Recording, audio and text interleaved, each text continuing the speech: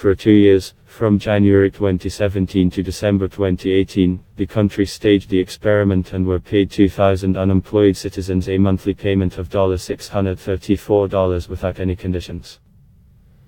It turned out that the payment did not affect employment in the study participants. However, they began to feel happier and decreased feelings of stress. In 2017, Finland became the first country that decided to test the idea of an unconditional basic income. The experiment was consistent with the government agency dealing with Social Security, Kela. The idea of an unconditional basic income means that every citizen receives from the government a guaranteed amount of money, irrespective of how much they earn and work, if at all.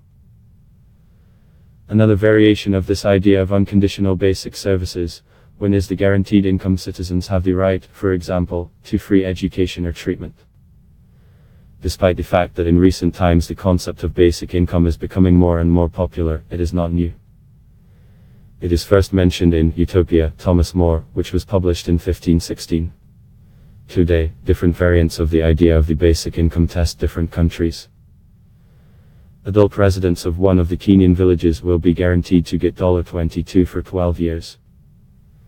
The Italian government is developing a plan called the Citizens' Income.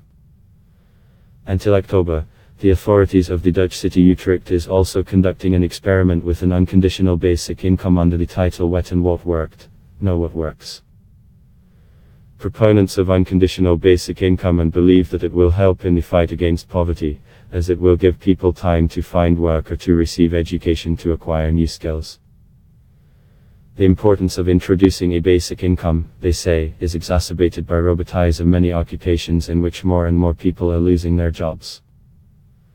According to Camanera, although some of the unemployed have indeed found a place of employment, participated in the experiment in no way improved their position compared to those unemployed who were in the so-called control group and did not receive the basic income. Many people believe that speaking about the concept of unconditional basic income, it is not worth to think about reducing unemployment.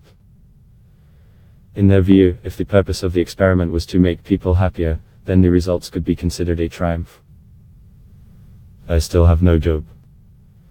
I would not say that the unconditional basic income has something dramatically changed my life. From a psychological point of view, yes, but from a financial, not too much, he says. Similar of those who adhere to a leftist, believe that the idea of basic income is too focused on finance and the purchasing power of the population, and forget about the fact that companies are producing too many unclaimed goods and thereby forcing their employees to work more and more.